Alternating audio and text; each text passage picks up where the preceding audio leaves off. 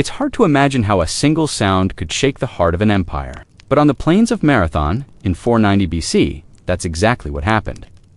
The Persians' army, of immense size, wealth, and confidence, stood ready to crush yet another rebellious Greek city-state. They had conquered countless lands before this day, and to them, Athens was just another name on a growing list of defeated nations. But what they didn't know was that this battle would begin with a terrifying unified scream that would pierce through the ranks of one of the most powerful armies on earth. Picture it. The Persian army stretched across the plain, their ranks shimmering with armor and banners, their confidence absolute. They had the numbers, the cavalry, the archers, and the momentum of an empire behind them. Opposite them stood a much smaller force rune, 10,000 Athenian hoplites, ordinary men in bronze armor, farmers, potters, merchants, all united under one desperate cause: defend their land or die trying. There were no reinforcements coming, no hope of retreat. The Athenians knew the odds and chose to fight anyway. As the sun rose over the plain, silence hung between the two armies. Then, from the Athenian line, came a sound that shattered that silence, a deep, unified roar. A-OHEE, it wasn't a word. It wasn't a chant. It was a primal sound of defiance, a signal that the Greeks were not afraid. To the Persians, it sounded alien, something between a war cry and a declaration of purpose. The effect was immediate. For a brief moment, hesitation rippled through the Persian ranks. These were not the timid, squabbling city-states they were used to crushing. This was something different. In that cry, the Persians heard something they didn't understand: unity. The Greek soldiers were not fighting for a king or for gold, they were fighting for freedom. And that difference mattered.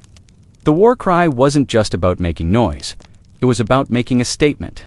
The sound told every Athenian within earshot, "You are not alone." It also told the Persians, "We are one." That kind of cohesion was rare in ancient warfare. The Persian army, though massive, was made up of soldiers from many conquered nations, speaking different languages, following different customs. The Greeks, on the other hand, spoke one voice, moved as one line, and fought with one purpose. Psychologically, that A-OHEE was devastating. Imagine standing in the Persian ranks, expecting an easy victory, only to see a wall of armored men charging full speed at you, screaming with the force of 10,000 throats. The Greeks didn't march, they sprinted, closing the distance before Persian arrows could do their deadly work. This was unheard of at the time. Most armies advanced slowly, carefully. The Athenians ran straight into battle, driven by adrenaline, training, and the fury of survival. It's worth understanding just how unusual this was. The Persians, led by Datis and Artaparnus, were used to winning through intimidation. Their sheer size and reputation often made their enemies surrender without much of a fight. But the Greeks refused to be intimidated. They took the fear that every soldier feels before battle and turned it into something else, something controlled, collective, and terrifying.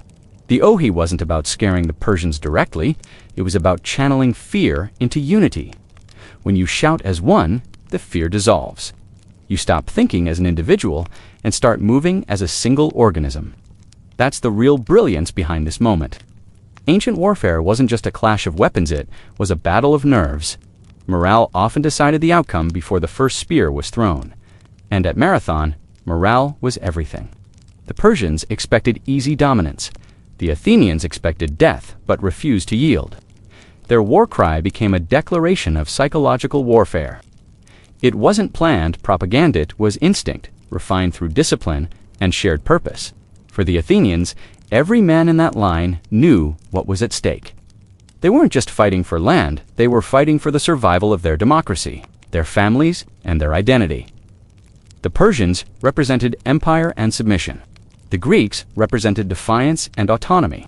When those two forces met, that single sound, the A-OHEE, carried all of that meaning. It was freedom condensed into noise. Historical records are unclear about the exact phrase or sound used. Some historians believe A-OHEE is a later representation of the kind of unified cry Greek hoplites made when they charged. But whether it was that exact sound or not doesn't matter. What matters is what it symbolized. The Athenian army at Marathon was the first major force in history to fight not as scattered warriors, but as a unified phalanxa, tight formation where each man's shield protected the man beside him. That kind of cooperation required not only discipline, but deep trust. The battle cry was the audible proof of that trust. When you hear that sound across the ranks, you know the man next to you feels the same fear, the same courage. You breathe together, move together, and act together. That is what made the Greek phalanx unstoppable that day. The Persians, accustomed to fighting looser, more individualistic battles, couldn't break that wall of human willpower. They tried to flank it, to outshoot it, but the Greek line didn't waver. That moment of initial shock caused by the war cry was enough to tilt the mental balance. Once the Persians lost that edge, the rest of the battle followed the momentum. The Athenian charge at Marathon ended with a decisive victory. Thousands of Persians were killed, and the survivors retreated in confusion, chased back to their ships. The Greeks, outnumbered and supposedly outmatched, had done the impossible. And it all began with that sound the roar that declared, "We will not bow." There's something timeless about that moment. Throughout history, armies have used sound as a weapon: drums, horns, chants, battle cries, but what made Marathon unique was the purity of its intent. This wasn't for intimidation alone. It was an expression of unity so complete that it became contagious. The Persians, despite all their strength, had no defense against that kind of conviction. Think about the psychology behind it. When one side believes they're destined to win, and the other believes they must win or die. The outcome is often determined before the fighting begins. The Persians fought for conquest. The Greeks fought for existence. Their war cry wasn't a tactic. It was survival turned into sound. Even today, that cry, whether imagined or real, echoes through the stories of history. It reminds us that sometimes the difference between fear and courage is not silence, but sound. A single unified voice can break the illusion of invincibility, even for an empire. And that's exactly what happened on the dusty plains of Marathon. The A-OHEE has since become more than just a myth, a symbol of how unity, discipline, and raw defiance can overturn impossible odds. It's proof that when humans move with shared purpose, even the mightiest powers can falter. The Athenians may not have had the best weapons or numbers, but they had something far more powerful: the courage to shout together when fear demanded silence. That sound didn't just start a battle. It started a legacy, the beginning of the Greek belief in their own destiny, a belief that would shape the centuries to come.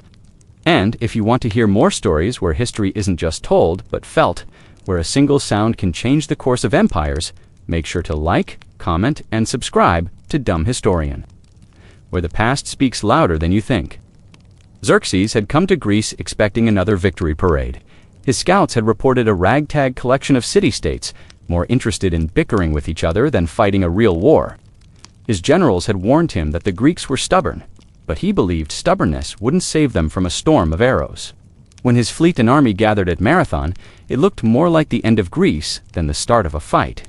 The Persian war machine stretched across the horizon, cavalry units gleaming in the sunlight, archers with composite bows ready to rain death, and a corps of elite immortals standing silent in perfect formation. In contrast, the Athenian army, barely 10,000 men, armed mostly with bronze, and courage looked like a bump in the road. To Xerxes, or more accurately, to his generals commanding in his stead, it seemed impossible that these men could stand their ground. That assumption was not just wrong, it was dumb. It was the kind of arrogance that comes from never having met an enemy who truly wants to fight. The Persians had crushed every rebellion that stood against them from Egypt to Babylon by sheer scale. When a people refused tribute, the empire sent a flood of troops until the problem disappeared under their sandals. To them, war was a matter of logistics, not bravery. If 1,000 soldiers failed, 10,000 would finish the job. But the Greeks didn't fight like that. They didn't march to please a king or to keep their heads. They fought because every man standing in that phalanx had something real to lose: a home, a family, a field, a city. The Persian commanders thought the Athenians would do what most armies did when facing overwhelming numbers: hesitate, dig in, or run. Instead, the Greek line did something no Persian had ever seen before. As dawn rose over the plain of Marathon, the hoplites started moving forward, not in small steps, but in a full charge. A disciplined wall of bronze and muscle sprinted a mile across the flat ground toward the Persian camp. Their heavy shields glinted like a moving sun, their spears level and steady. The thunder of thousands of sandaled feet grew louder and louder until it filled the air.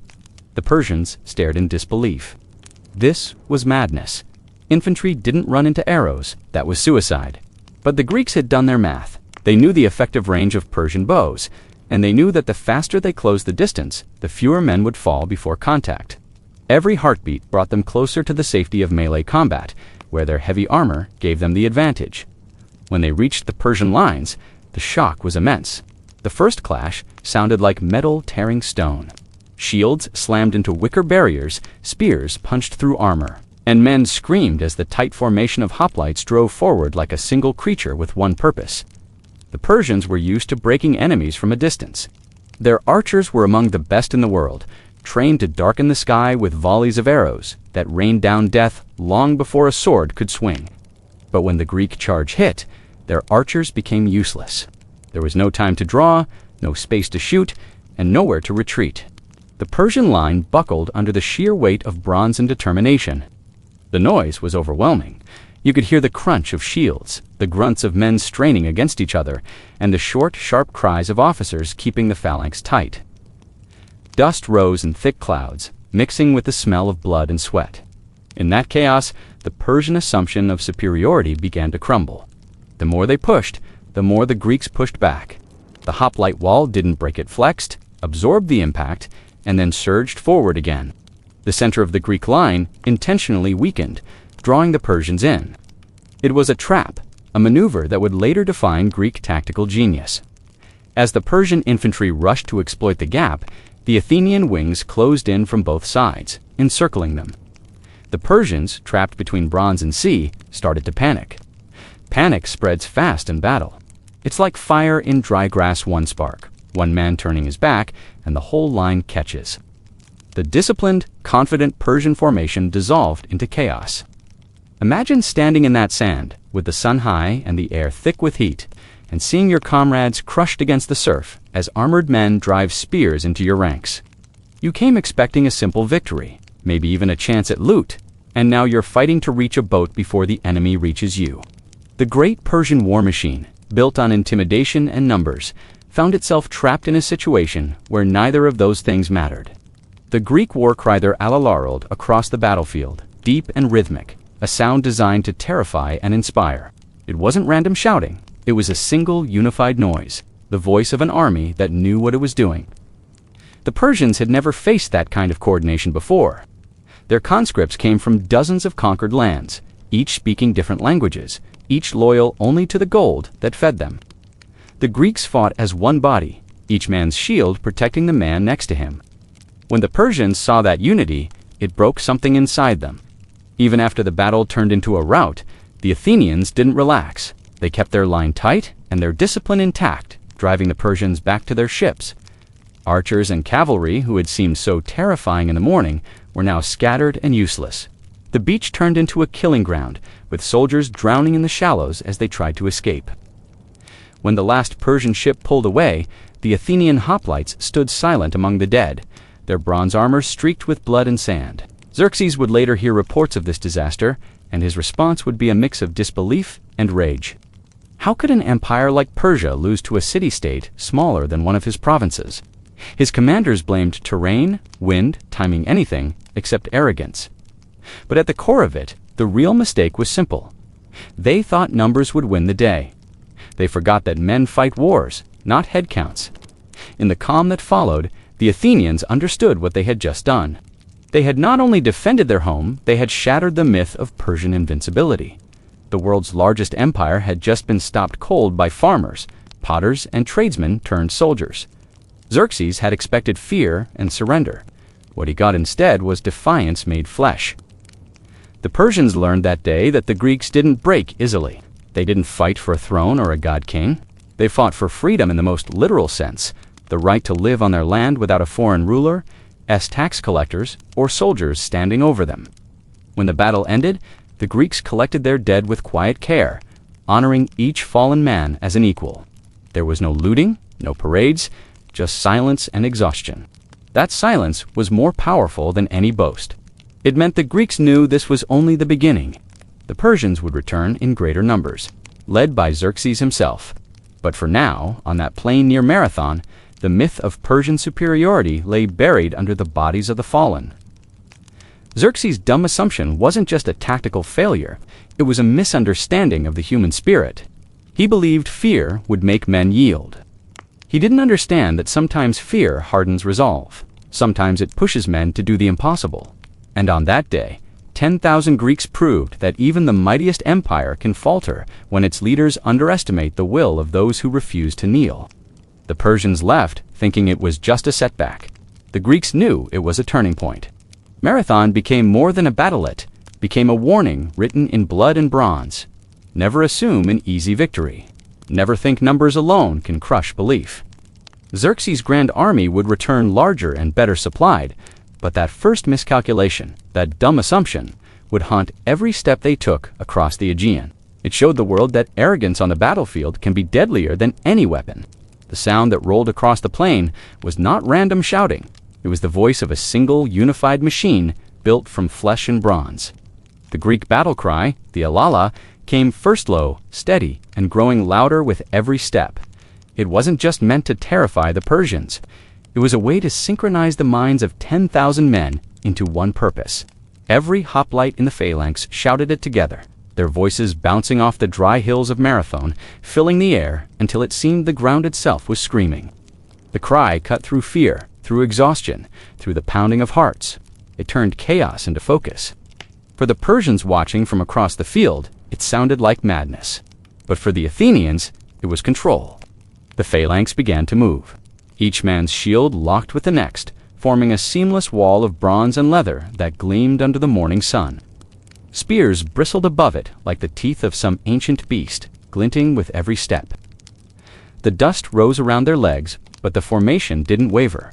They moved as one living creature, a single unit trained to kill without hesitation. Every hoplite knew his place. Every shield edge overlapped just enough to protect the man to his left. The rhythm of their march matched the beat of the war drums, each thud echoing through the Persian ranks, tightening the knot of dread in their stomachs. To understand what the Persians saw, imagine standing on that flat plain, the sea at your back, the hills ahead, and watching a wall of men run at you armored silent, except for that terrifying cry, and closing the distance faster than you think possible. You'd see sunlight flashing off their helmets, hear the clatter of spearheads, and realize that your bow won't save you because they're almost here. The Greeks had done something unthinkable. They had run a full mile across open ground in formation. The Persians had never seen infantry move like that, not with such precision, not with such fury. The first clash was like thunder. The front ranks smashed together with a sound that made the earth seem to tremble. The Greek shields hit the wicker shields of the Persians, and the difference in materials became instantly clear. The Persian shields cracked under pressure. Their light armor linen and leather was no match for the solid bronze of the hoplites. The Greek spears punched through, splintering shields and driving into flesh. The men behind the front line pushed forward, adding their weight to the crush. Every hoplite became part of a grinding machine of war, shoving, thrusting, keeping formation even as blood ran down their armor. The Persians tried to counter with arrows, but the moment the lines collided, their archers lost their advantage. There was no space to shoot, no time to draw. They had expected to break the Greeks from a distance, not to meet them face to face in the dirt. The hoplites fought shoulder to shoulder, their spears thrusting over and under their shields with practiced rhythm. When a spear broke, a short sword came out, and the rhythm continued. The Persians fought back with curved blades and axes, but their strikes glanced off the Greek armor. Every failed blow drained morale. The front of the Persian line began to buckle. The sound of men dying was constant metal, cutting through bone, the wet thud of a spear hitting a chest, the screams of the fallen. The Athenians advanced step by step, never breaking formation. The wall of bronze rolled forward like a tide, leaving bodies and broken weapons in its wake. The discipline was absolute. When a man fell, the one behind him stepped into his place without hesitation. They weren't fighting as individuals. They were fighting as a single organism made of iron will and trained muscle. From the Persian perspective, it felt like drowning in armor. Their lines had no structure to withstand such pressure. Their soldiers came from many parts of the Empire Medes, Egyptians, Saka Babylonians, Ij, with their own fighting styles and languages. Coordination was impossible. Orders got lost in the roar of battle. Men began to fall back, tripping over the bodies of their comrades, bumping into archers, shouting in panic. The Greeks sensed the shift instantly. They pressed harder, their shields slammed forward, spears drove down, and the Persians began to break. The sun rose higher, turning the dust golden and the blood dark. The ground beneath their feet turned slick, but the hoplites held their footing. The smell of sweat, iron, and death hung thick in the air. For the Greeks, there was no time to think, no time to feel anything beyond the next push, the next thrust, the next breath. Every heartbeat was a war drum. They fought not because someone told them to, but because the man next to them was fighting, and they would rather die than let the line break. Some Persian cavalry units tried to charge in from the flanks, hoping to crush the sides of the Greek formation. It was a desperate move. The Greek wings held firm, pivoting just enough to meet the attack head-on. Spears lowered in unison. Horses screamed as they impaled themselves on the sharp bronze points, and riders tumbled into the dust. The Persian momentum evaporated in seconds. When the cavalry fell apart, the infantry knew the day was lost. The phalanx, once it had momentum, was almost unstoppable. It was simple in concept, but terrifying in execution. It turned every soldier into part of a single wall, one that moved forward with relentless precision. Unlike the Persians, the Greeks didn't rely on individual heroics. The man who stayed in formation was more valuable than the one who swung wildly. Their strength came from unity. The wall didn't just protect, it crushed. Even as they fought, the Greeks shouted to keep rhythm. The deep, guttural calls echoed across the field, timed to each advance. It wasn't just noise, it was a language of movement. When one rank pushed, the next followed in perfect sync. The Persians, hearing it, realized too late that they weren't fighting men, they were fighting an idea. The idea that courage and discipline could overcome numbers. The battle lasted hours, but to those in it, it felt endless. The heat became unbearable. Armor scorched under the sun, and the dead began to pile up so thick that men stumbled over corpses. But the Athenians didn't slow down. Their formation chewed through the Persian front, splitting it open, pushing it back toward the sea. From a distance you could see the shape of it, the perfect geometry of war. The phalanx didn't break, even as it advanced over uneven ground, even as arrows occasionally found gaps in armor. When men fell, they were replaced instantly. The whole structure moved like a slow, grinding wheel, flattening everything in front of it. The Persians, desperate now, tried to regroup around their ships, but it was too late. Their line was in ruins. For the Athenians, the moment of victory wasn't tea. When the Persians began to fleet was when the wall of bronze stopped moving. They stood, breathing hard, shields dented, armor spattered, their hands numb from the weight of their spears. Around them, the field was quiet, except for the cries of the wounded and the crash of waves. The Greeks had done the impossible. They had met the strongest army in the world head-on, and broken it through sheer will and cohesion. The psychological impact was as great as the physical one. The Persians had seen entire armies crumble at the sight of their archers alone. But the Greeks had turned fear back on them. The unified battle cry, the unstoppable charge, the impenetrable formation, it all combined into something greater than tactics. It was theater, shock, and punishment rolled into one. The Persians realized that they weren't just losing ground, they were losing belief. That wall of bronze and fury was more than a weapon, it was a statement. It said that no matter how vast an empire becomes, it still bleeds. It said that a handful of free men, fighting in unison, could stand against the greatest army the world had ever seen. And it worked. The Persian center shattered. Men threw down their weapons, running for the ships that had brought them.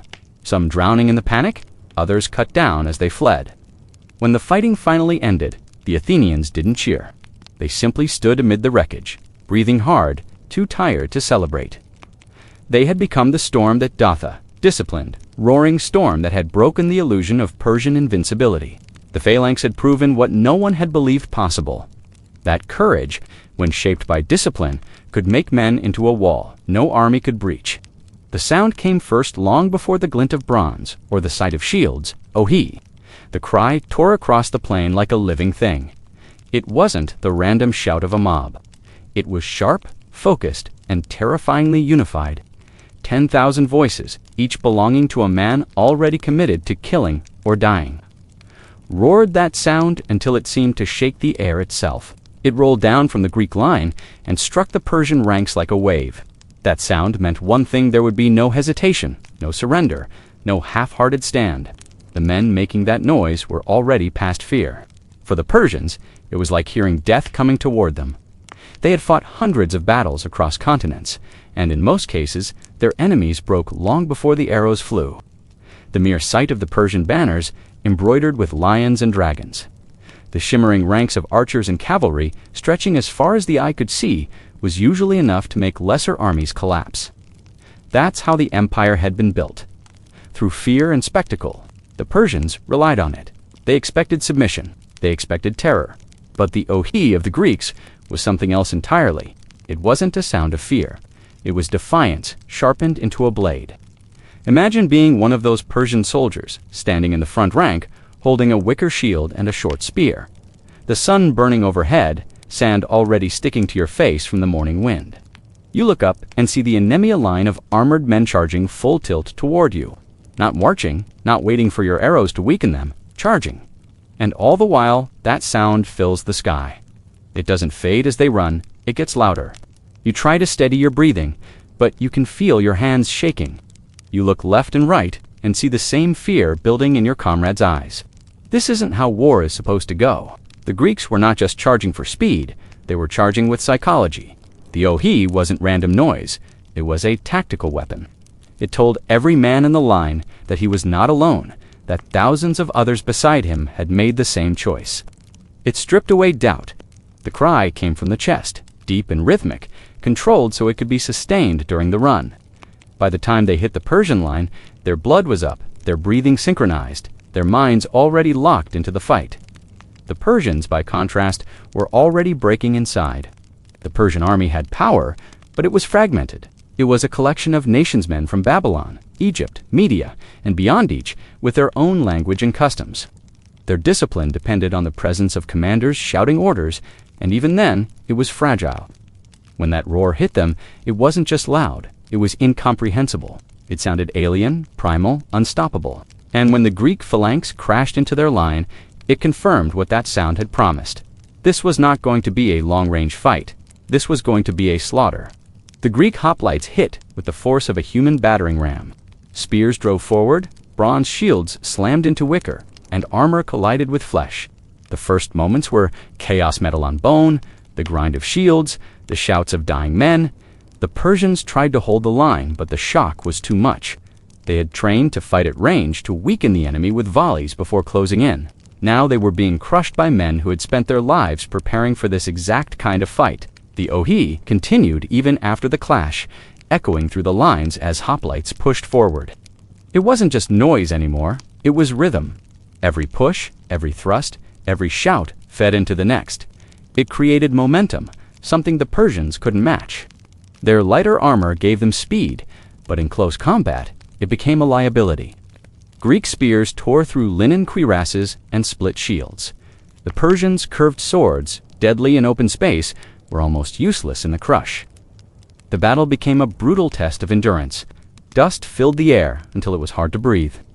Blood pooled in the sand beneath their feet. The Greeks kept pressing, their shields overlapping, their formation tight. The Persians began to stumble backward, their line bending, then cracking. You could see it happen the moment the wall broke, when fear overtook discipline. Men stopped fighting and started running. The Greeks roared again, and the sound swallowed the panic.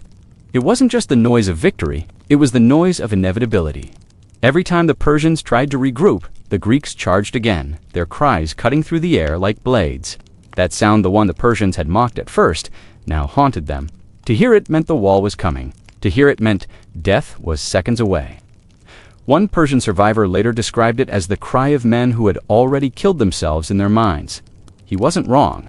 The Greeks went into battle expecting to die. That was the secret of their courage. They accepted death before they began to fight, which meant there was nothing left to fear. The Persians, on the other hand, fought to avoid it. That difference in mindset was devastating. When you strip away the noise of armor and clashing steel, war often comes down to morale. The A-OHEE was a weapon that attacked the enemy's mind before any blade struck flesh. It told the Persians, before contact, that these men would not stop. It filled the battlefield with certainty.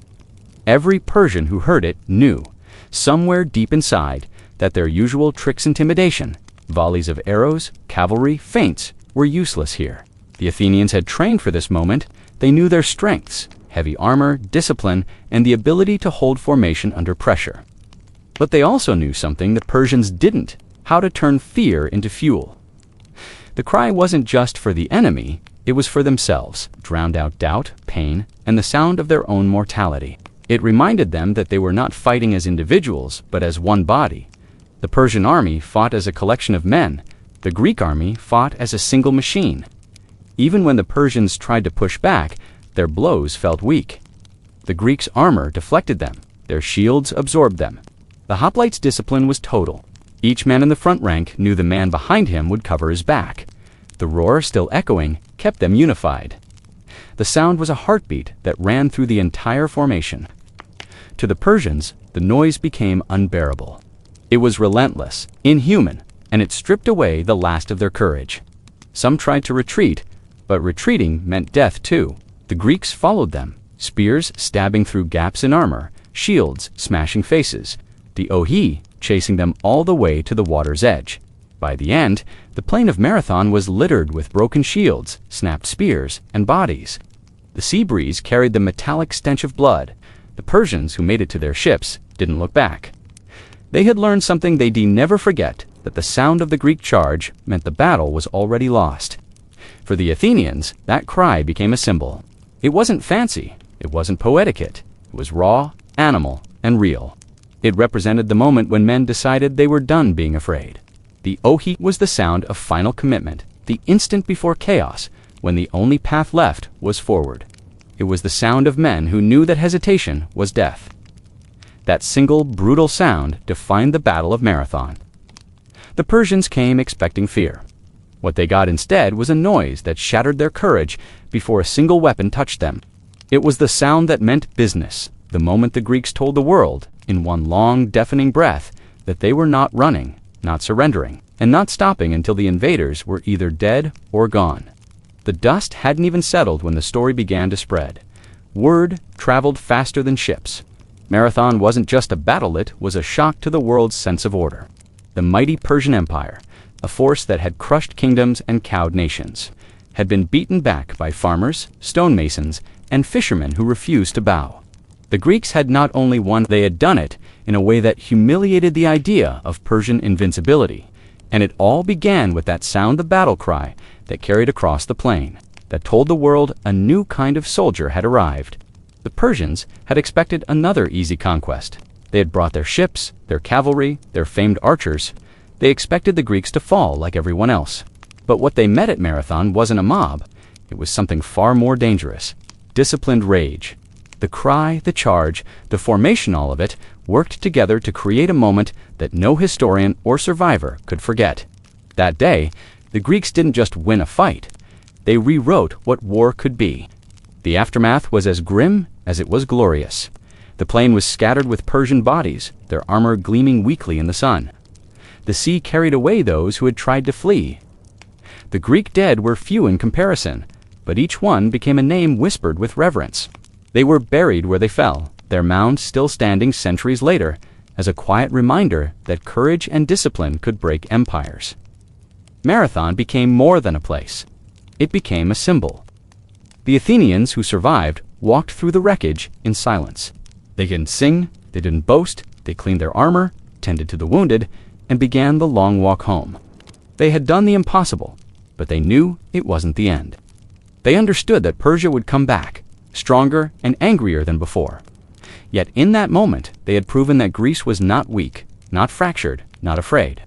They had shown that men who fight for their own freedom fight harder than those who fight for an empire.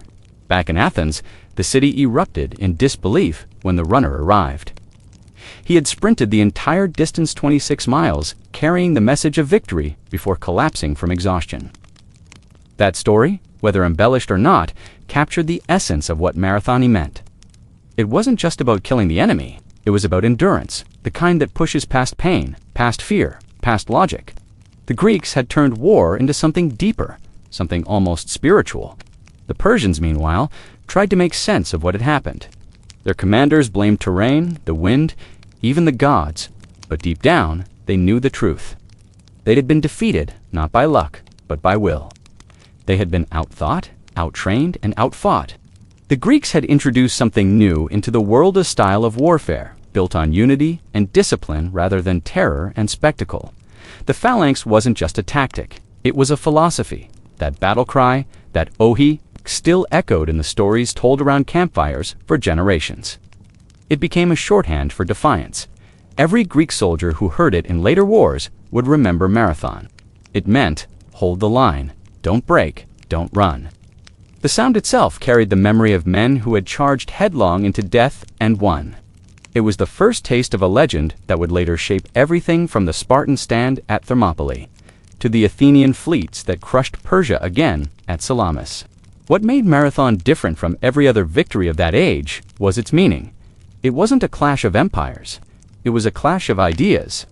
On one side stood a vast, organized power that ruled through fear and subjugation. On the other stood a small city-state that fought not for conquest, but for survival, for freedom, for identity. When the Greeks charged, they carried more than weapons. They carried the weight of that idea.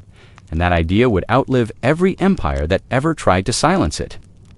The Persian rout wasn't just a military disaster. It was a psychological collapse. Their men had seen something they couldn't unsee. An enemy that didn't know how to be afraid. The shock of that encounter rippled through the empire. In the years that followed, Persian kings would return to Greece with even greater armies, determined to erase that humiliation. But Marathon had planted a seed. Every Greek soldier who took up a spear after that knew what was possible. The impossible had already been done once. The legend of Marathon spread far beyond the battlefield. Poets, philosophers, and generals turned it into a moral lesson. It became the moment when the West found its voice, a voice that refused to kneel. The power of that narrative was not in how many Persians died, but in what the victory meant. It was the story of how resolve and unity could beat wealth and numbers. It became the founding myth of a culture that would shape art, politics, and warfare for centuries. For the men who fought there, the memory never faded. They could still feel the heat of the sun, the sting of sweat in their eyes, the vibration of that collective roar in their chest. They could still remember the look in the Persians' eyes when the A-OHEE broke their nerve. That moment defined a generation. It wasn't about the size of the army anymore. It was about the will to stand your ground. When future armies studied Marathon, they learned that sound and fear were as powerful as swords. The cry of the Greeks wasn't noise, it was strategy. It turned the human voice into a weapon. It made enemies doubt before they even clashed. That idea, the weaponization of morale, became a cornerstone of Western warfare. From the disciplined Roman legions to the battle cries of medieval knights, the echo of Marathon lived on.